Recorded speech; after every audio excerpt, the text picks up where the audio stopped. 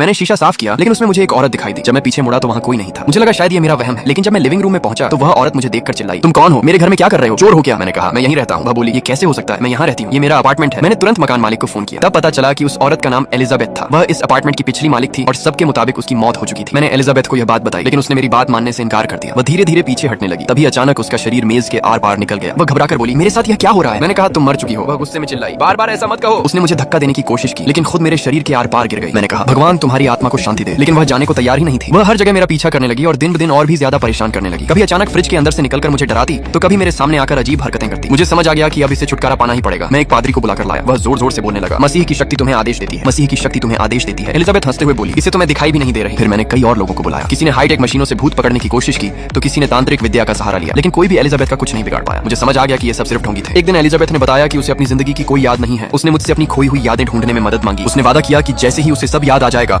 वह हमेशा के लिए चली जाएगी। मैं उसके बारे में जानकारी जुटाने के लिए पूरे अपार्टमेंट में लोगों से पूछताछ करने लगा। ज्यादातर लोगों को उसके बारे में कुछ याद नहीं था। फिर किसी ने बताया कि वह पहले एक डॉक्टर थी। हम दोनों अस्पताल पहुंचे। अस्पताल की हर चीज देखकर उसे अजीब सी अपनापन महसूस होने लगा। ऐसा लग रहा था कि वह सचमुच वहीं काम करती थी। फिर हमें अस्पताल के एक कमरे में उसका शरीर मिला। तब सच्चाई सामने आई। एलिजाबेथ मरी नहीं थी, वह सिर्फ बुरी तरह घायल थी और कई दिनों से कोमा में थी। एलिजाबेथ ने अपनी आत्मा को वापस शरीर में ले जाने की बहुत कोशिश की लेकिन वह सफल नहीं हो सकी। उसकी आत्मा और शरीर का संबंध पूरी तरह टूट चुका था। तभी एक डॉक्टर कमरे में आया और मुझे बाहर निकालते हुए बोला, कल से हम इसका इलाज बंद कर देंगे। ये सुनकर एलिजाबेथ पूरी तरह टूट गई। उसे लगा अब वह कभी जिंदा नहीं हो पाएगी। मैंने फैसला किया कि मैं उसकी किस्मत बदल कर रहूंगा। मैंने अपने दोस्त के साथ डॉक्टर का भेष बनाया और चुपके से अस्पताल में घुस गया। हम एलिजाबेथ को वहां से निकालकर उसकी जान बचाना चाहते थे, लेकिन हमारी योजना ज्यादा देर तक छिपी नहीं रह सकी। सिक्योरिटी गार्ड्स ने हमें पकड़ लिया। मेरा दोस्त उन्हें रोकने के लिए उनसे भिड़ गया। धक्का मुक्की में गलती से एलिजाबेथ का वेंटिलेटर निकल गया। मैं स्ट्रेचर को तेजी से धकेलता रहा, लेकिन कुछ ही देर में चारों तरफ से